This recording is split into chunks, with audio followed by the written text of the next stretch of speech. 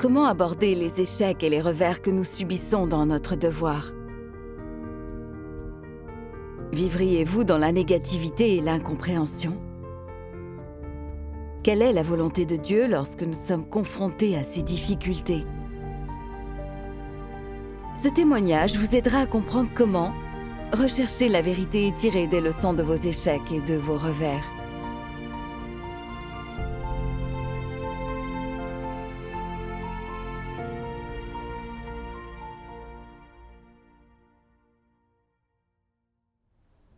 En décembre 2020, j'ai accepté l'œuvre de Dieu Tout-Puissant des derniers jours. J'ai été élue dirigeante d'église quelques mois plus tard. Il y avait beaucoup de travail à accomplir et de problèmes à résoudre dans l'église. Je me suis investie avec enthousiasme. Après un certain temps, je me suis familiarisée avec le travail de l'église, mais de nombreux problèmes subsistaient. Beaucoup de nouveaux venus venaient rarement aux réunions. Certains étaient influencés par des rumeurs en ligne. D'autres ne comprenaient pas vraiment les vérités des visions et avaient des notions religieuses non résolues. Et d'autres, enfin, y assistaient rarement car ils avaient trop de travail. Face à ces problèmes, j'ai beaucoup échangé avec eux pour les aider à surmonter leurs difficultés. Mais leurs problèmes n'étaient toujours pas résolus. C'était très frustrant. Je me demandais constamment pourquoi tous mes efforts n'avaient pas encore porté leurs fruits. Pourquoi Dieu ne bénissait-il pas notre Église? Les frères et les sœurs avaient de nombreux problèmes, et tous mes échanges avec eux avaient échoué. Peut-être n'étais-je pas faite pour diriger? Je culpabilisais. Tout était de ma faute. Si j'assumais ma responsabilité et démissionnais, quelqu'un d'autre pourrait diriger. Et alors le travail serait plus fructueux. J'ai déprimé, devenant passive dans mon devoir et attendant d'être renvoyée. J'ai même cru que Dieu créait ces difficultés pour m'exposer, pour me pousser à l'échec. Et qu'il m'avait certainement déjà abandonnée. Cette pensée m'effrayait. Dieu m'avait-il abandonnée? Je priais et je cherchais, mais je ne comprenais toujours pas la volonté de Dieu. L'idée que Dieu m'avait abandonnée refaisait surface de temps en temps. Je me sentais constamment déprimée, fatiguée et faible. J'avais vraiment peur avec l'impression de ne plus avoir l'œuvre du Saint-Esprit. C'est mal comprendre Dieu. Quand on commence à pratiquer dans une tâche, il est normal de tomber sur des problèmes que l'on ne peut pas résoudre. Dieu ne bannirait jamais quelqu'un à cause d'un échec temporaire. Tout à fait, je sais. Mais je ne comprenais pas encore la volonté de Dieu. L'église manquait de chef d'équipe et le superviseur nous a recommandé quelques nouvelles recrues. Je les ai nommées directement sans trop me pencher sur la question. Au début, ils disaient tous vouloir accomplir un devoir. Mais quand ils ont officiellement commencé, l'un d'eux a dit être pris par son travail et incapable de remplir sa mission. Tout comme un autre qui arrivait toujours en retard aux réunions à cause de problèmes familiaux. Et donc, pour moi, il n'était pas digne d'être cultivé comme chef d'équipe. J'ai travaillé dur pour résoudre ces difficultés rencontrées dans le travail. Mais durant un certain temps, je n'ai obtenu aucun résultat. À cette époque, je n'arrivais vraiment pas à supporter ces échecs. J'étais très négative et chaque nouveau jour était une épreuve à affronter. Je ne voulais plus faire le travail de l'église, car malgré tous mes efforts, je n'avais rien accompli. Je pensais que j'en étais là parce que Dieu voulait exposer mon incompétence. Mais je me refusais à sombrer dans ce genre d'état. Je ne voulais pas être exposée et bannie à cause d'un manque de résultats. Un jour, je suis tombée sur Principe pour assumer ses responsabilités et démissionner. Un faux dirigeant qui refuse la vérité ou ne fait pas un vrai travail et qui a été privé de l'œuvre du Saint-Esprit doit alors démissionner. En lisant ça, ma négativité a augmenté. Alors que devais-je faire? je n'avais résolu aucun des problèmes de l'Église, ce qui faisait de moi une fausse dirigeante.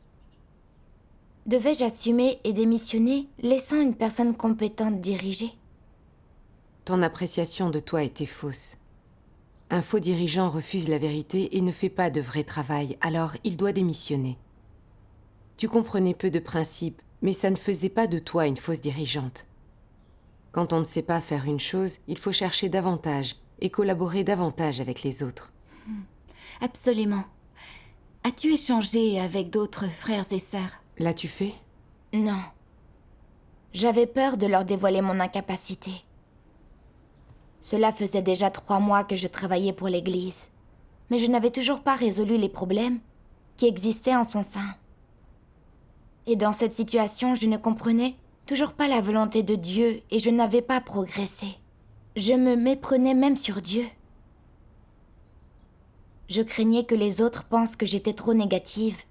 Et j'avais également peur qu'ils me réprimandent pour avoir eu l'idée de démissionner. Un jour, j'ai lu ces paroles de Dieu lors d'une réunion.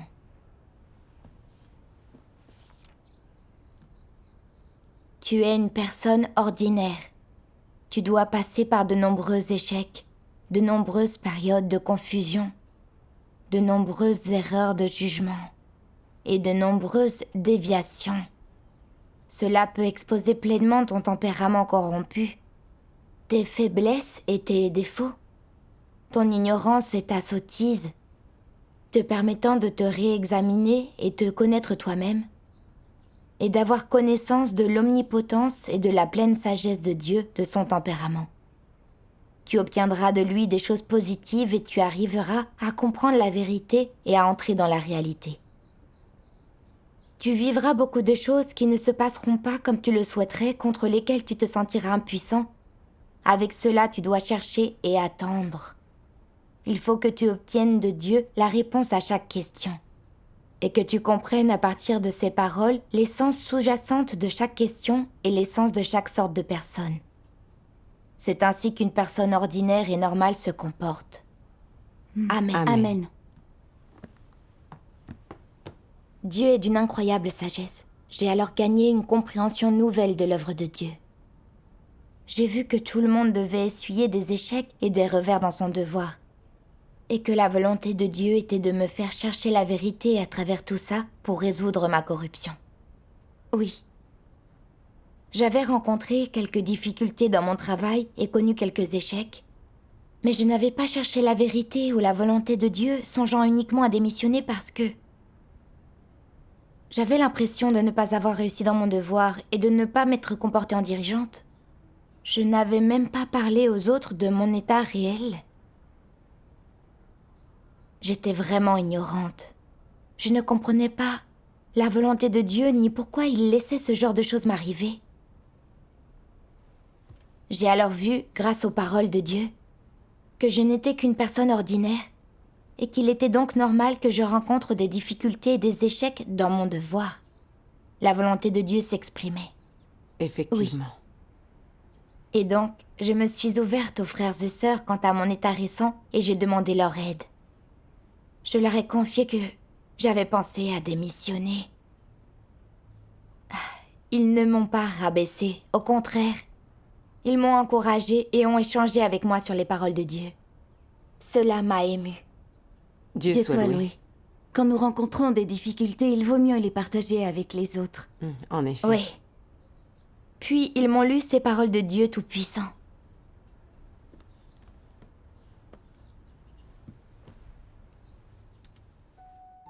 Dieu Tout-Puissant dit: au cours de l'expérience de l'œuvre de Dieu, quel que soit le nombre de fois où tu as échoué, chuté, été émondé, traité ou exposé, ce ne sont pas de mauvaises choses. Quelle que soit la façon dont tu as été émondé ou traité, que ce soit par des dirigeants, des ouvriers ou tes frères et sœurs, ces choses sont toutes de bonnes choses. Tu dois te souvenir de ceci. Quelles que soient tes souffrances, elles te sont bénéfiques, en réalité. Tous ceux qui ont de l'expérience peuvent en témoigner. Quoi qu'il en soit, être émondé, traité ou exposé est toujours une bonne chose. Ce n'est pas une condamnation. C'est le salut de Dieu et c'est ta meilleure chance de te connaître toi-même. Ton expérience de vie peut en acquérir un changement de vitesse. Autrement, tu n'auras ni l'occasion, ni la condition, ni le contexte pour comprendre la vérité de ta corruption. Si tu comprends vraiment la vérité, si tu es capable de découvrir les choses corrompues enfouies dans les profondeurs de ton cœur, si tu peux clairement les distinguer, alors c'est une bonne chose. Cela résout un problème majeur de l'entrée dans la vie, et c'est très bénéfique au changement dans le tempérament. Devenir capable de vraiment te connaître toi-même est ta meilleure chance de corriger ton attitude et de devenir une nouvelle personne. C'est la meilleure occasion pour toi d'obtenir une nouvelle vie. Une fois que tu te connaîtras vraiment, tu pourras voir que c'est une chose précieuse que la vérité devienne ta vie, et tu auras soif de la vérité. Tu pratiqueras la vérité et tu entreras dans sa réalité. C'est si extraordinaire. Si tu peux saisir cette occasion, réfléchir sérieusement sur toi-même et acquérir une véritable connaissance de toi-même chaque fois que tu échoues ou tombes, alors, au milieu de la négativité et de la faiblesse, tu pourras te relever. Une fois ce seuil franchi, tu pourras faire un grand pas en avant et entrer dans la réalité de la vérité. Le salut de l'humanité opéré par Dieu s'adresse aux amoureux de la vérité. C'est un salut qui s'adresse à la partie d'eux-mêmes qui a de la volonté, de la détermination, à cette partie d'eux-mêmes qui, au fond de leur cœur, aspire à la vérité et à la justice. Chez une personne, la détermination est la partie qui, dans son cœur, aspire à la justice, la bonté, la vérité, et qui est douée de conscience. C'est cette partie que Dieu sauve, et à travers elle, il change les tempéraments corrompus pour que les êtres humains puissent comprendre la vérité et y accéder, et ainsi se purifier de leur corruption et que leur tempérament de vie puisse être transformé.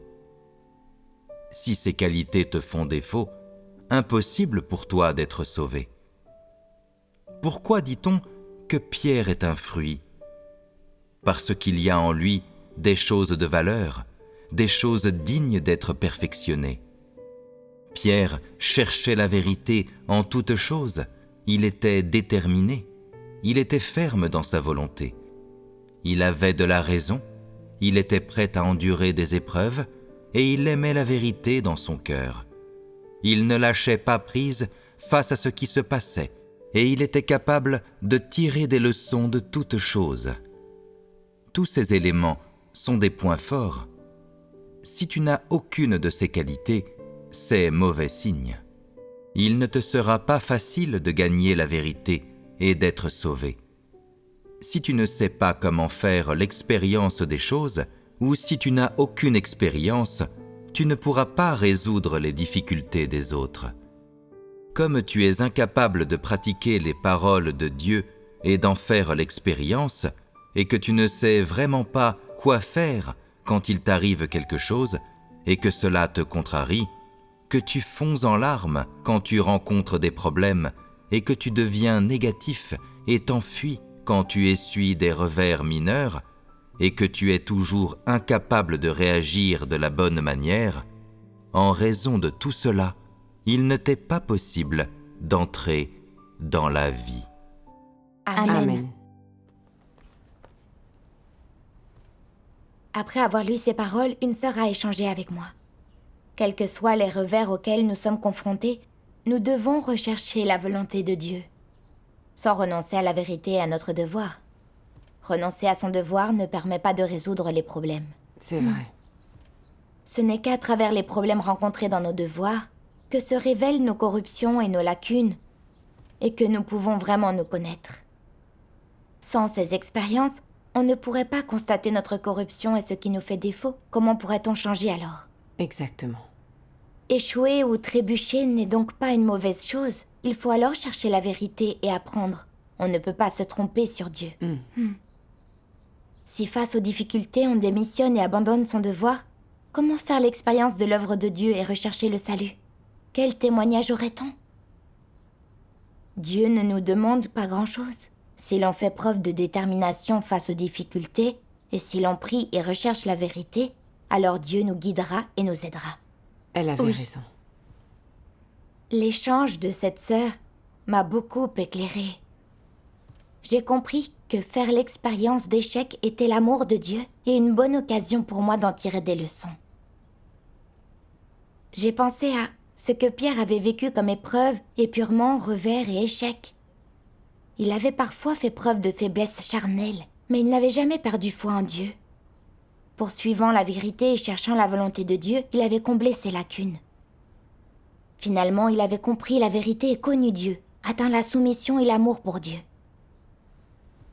Je devais être forte et résolue comme Pierre. Me présenter devant Dieu en prière et chercher sa volonté quand j'étais confrontée à des revers, et réfléchir à ce qui me faisait défaut, au lieu de mal comprendre et blâmer Dieu. Amen. En effet. Un jour, j'ai lu ce passage des paroles de Dieu, qui m'a aidé à mieux comprendre la volonté de Dieu.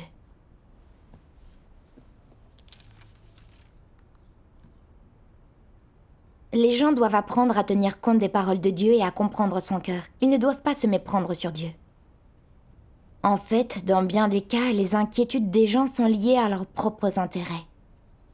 De façon générale, il s'agit de la crainte de n'avoir aucune fin.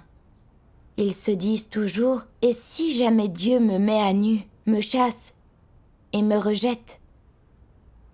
C'est ta mauvaise compréhension de Dieu, ce ne sont que tes pensées. Il faut que tu détermines quelle est l'intention de Dieu. Quand il met les gens à nu, ce n'est pas fait pour les rejeter. Les gens sont mis à nu pour exposer leurs défauts, leurs erreurs et l'essence de leur nature, pour qu'ils se connaissent eux-mêmes et soient capables d'une vraie repentance. De ce fait, si les gens sont mis à nu, c'est pour que leur vie puisse grandir. Sans une compréhension pure, les gens souvent interprètent mal Dieu, deviennent négatifs et faibles, ou même cèdent au désespoir. En fait, être mis à nu par Dieu ne signifie pas nécessairement que les gens seront chassés. Il s'agit de te donner une connaissance et te faire te repentir. Souvent, les gens étant rebelles et ne cherchant pas la vérité pour trouver une solution lorsqu'ils montrent de la corruption, Dieu doit faire preuve de discipline. Et donc, parfois, il met les gens à nu, exposant leur laideur et leur état pitoyable et leur permettant de se connaître. Ce qui permet que leur vie grandisse. Mettre les gens à nu a deux implications différentes. Pour les méchants, être mis à nu signifie qu'ils sont chassés. Pour ceux qui sont capables d'accepter la vérité, c'est un rappel et un avertissement.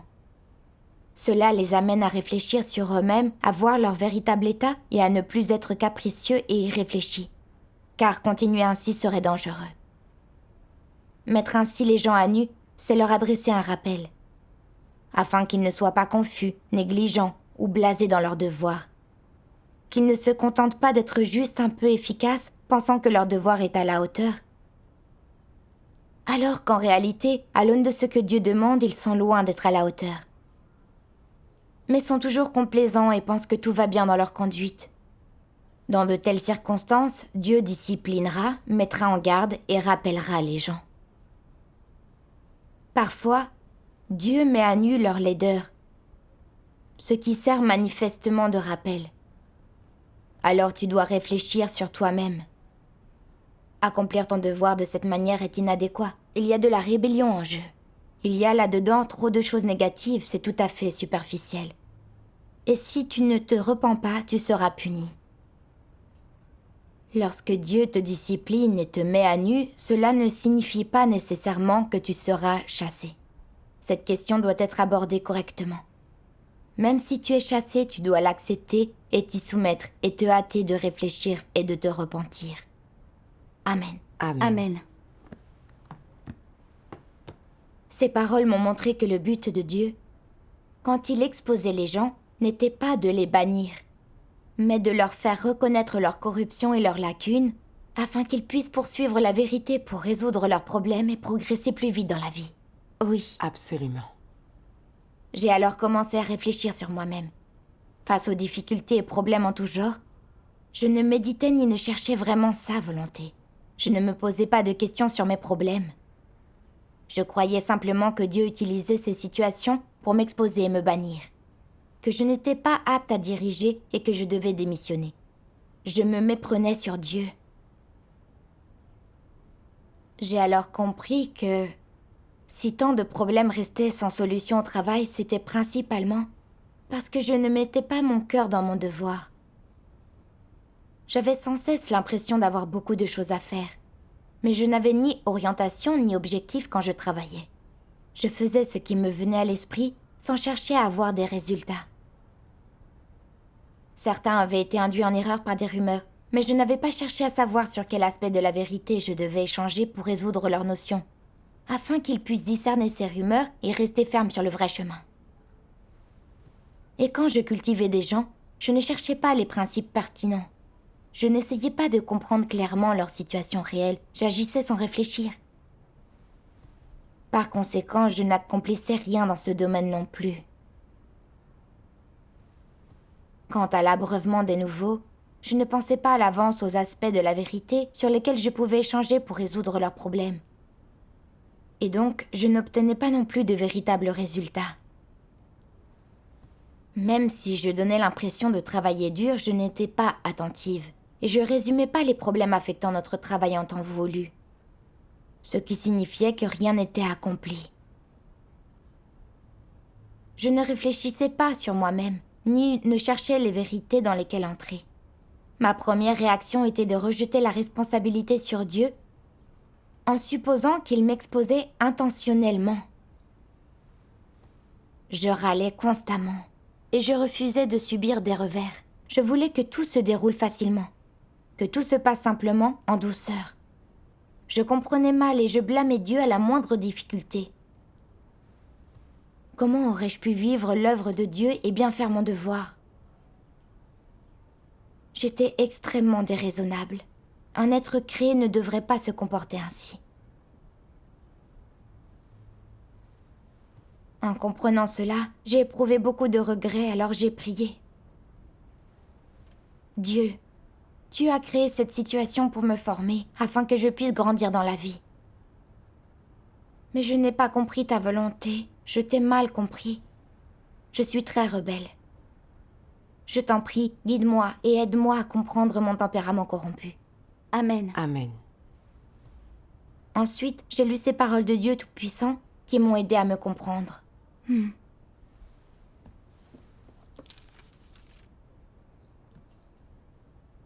Je me délecte en ceux qui ne se méfient pas des autres, et j'aime ceux qui acceptent volontiers la vérité. Envers ces deux genres de gens, je manifeste une grande sollicitude car à mes yeux ce sont des gens honnêtes. Si tu es malhonnête, alors tu seras méfiant et suspicieux à propos de tous les gens et de toutes choses. Et ainsi ta foi en moi sera bâtie sur un fondement de suspicion. Je ne pourrai jamais reconnaître une telle foi. Manquant d'une foi sincère, tu es encore plus dépourvu d'un amour réel. Et si tu es enclin à douter de Dieu et à t'interroger à son sujet quand bon te semble, alors, sans l'ombre d'un doute, tu es le plus malhonnête de tous les gens. Tu te demandes si Dieu peut être comme l'homme, pécheur, impardonnable, de caractère mesquin, dénué d'équité et de raison, privé du sens de la justice, livré à des tactiques vicieuses, sournois et trompeurs, ainsi que réjoui par le mal et les ténèbres, etc. Si les gens ont de telles pensées, n'est-ce pas parce qu'ils manquent de la moindre connaissance de Dieu? Une telle foi n'est rien d'autre que pécheresse. De plus, certains croient même que ceux qui me plaisent sont les flatteurs et les flagorneurs et que ceux qui n'ont pas ces qualités ne seront pas les bienvenus et perdront leur place dans la maison de Dieu. Est-ce tout le savoir que vous avez acquis après toutes ces années? Est-ce ce que vous avez gagné? Votre connaissance de moi ne s'arrête pas à ces incompréhensions. Pire encore sont votre blasphème à l'encontre de l'Esprit de Dieu et votre diffamation des cieux. C'est pourquoi je dis qu'une telle foi que la vôtre ne fera que vous éloigner davantage de moi et être dans une opposition plus grande contre moi. Amen. Amen. Amen. Face à ce que ces paroles de Dieu révélaient, j'ai vraiment eu très honte de moi. Je me méfiais de Dieu et je le comprenais mal quand je subissais des revers, le considérant aussi froid et sans cœur que les hommes. Je pensais que ce que Dieu veut utiliser, il les laisse jouir de sa grâce. Mais sinon, il les bannit, les jette sur le côté et les ignore. Je critiquais et soupçonnais Dieu en me basant sur la psychologie des injustes. J'étais tellement fourbe. J'étais croyante depuis peu. Je comprenais peu de vérité et j'avais beaucoup de défauts.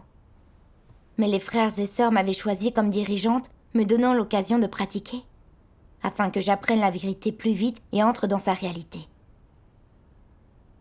Même si mon manque d'attention dans mon devoir m'avait parfois amené à ne rien accomplir, l'Église ne m'avait pas renvoyée. Les autres m'avaient tous aidé et ils avaient échangé avec moi sur les paroles de Dieu, m'aidant à comprendre sa volonté et à reconnaître ma corruption et mes défauts. Tout à fait. Tout ce que Dieu faisait pour moi me cultivait et me sauvait véritablement. Il était si bon et si aimable. C'est vrai. Mais j'étais sur mes gardes, méfiante à l'égard de Dieu. En quoi était-ce avoir une foi véritable en Dieu? J'avais été profondément empoisonnée par Satan.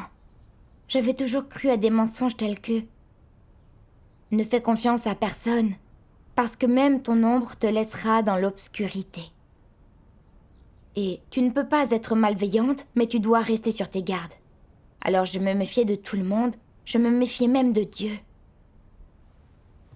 Cela m'a montré que mon tempérament était vraiment gravement fourbe.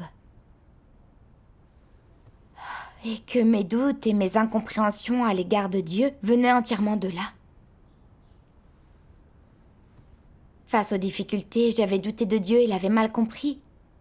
Mais il m'avait quand même guidée pour que je comprenne la vérité et amenée à voir mes propres problèmes. J'ai senti l'amour de Dieu et à quel point son salut pour moi était réel. Je suis alors venue devant Dieu et j'ai prié, prête à me repentir et à cesser de suivre mon tempérament fourbe, soupçonnant et méconnaissant Dieu.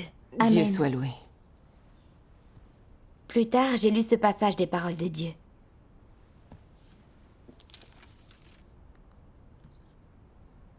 Bien que tu puisses maintenant accomplir ton devoir de bon gré et que tu fasses des sacrifices et te dépenses volontiers, si tu as encore des incompréhensions, spéculations, doutes ou griefs concernant Dieu, ou même si tu te rebelles et résistes, ou si tu utilises diverses méthodes et techniques pour lui résister et rejeter sa souveraineté sur toi, si tu ne résous pas ces choses, alors il sera presque impossible que la vérité soit maîtresse de ta personne et ta vie s'avérera épuisante.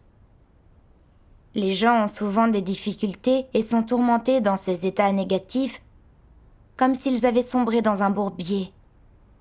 Et ils vivaient sans cesse au milieu du bien et du mal. Comment peuvent-ils trouver et connaître la vérité? Pour chercher la vérité, il faut d'abord se soumettre.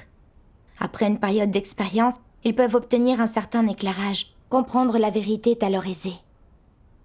Si vous essayez de discerner le bien et le mal et être pris dans ce qui est vrai et faux, vous ne pouvez trouver ni comprendre la vérité.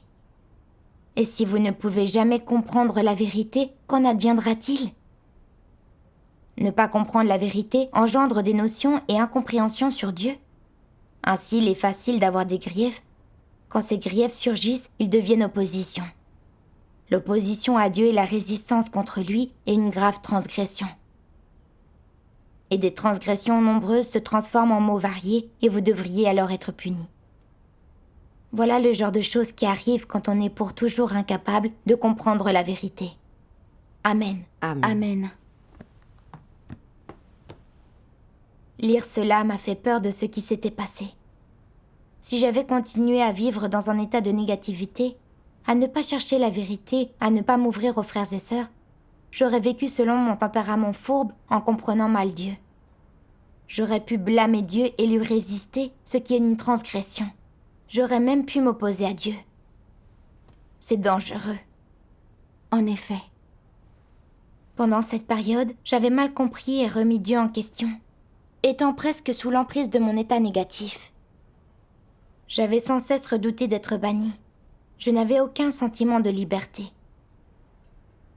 Dans mon devoir, je n'avais fait qu'accomplir des tâches, mais dès que des problèmes étaient apparus, je m'étais méprise sur Dieu et j'avais voulu démissionner.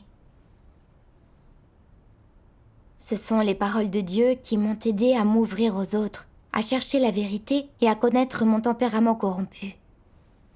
Sinon, j'aurais continué à mal comprendre Dieu et décidé de renoncer à mon devoir. Les conséquences auraient été effrayantes. Absolument. Oui.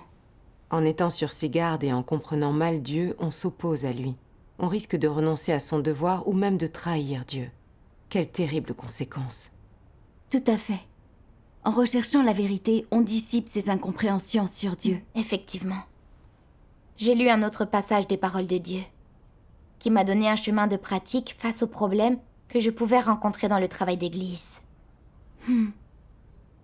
Ces paroles disaient: pour les problèmes survenant dans l'église, ne soyez pas remplis de si lourdes appréhensions. Les erreurs sont inévitables quand on construit l'église. Soyez calmes et sereins face aux problèmes. Ne vous l'ai-je pas déjà dit? Viens souvent devant moi et prie, et je te montrerai clairement mes intentions. Amen. Amen. Amen. Grâce à ces paroles de Dieu, j'ai appris qu'on est toujours confronté à des problèmes dans le travail d'église.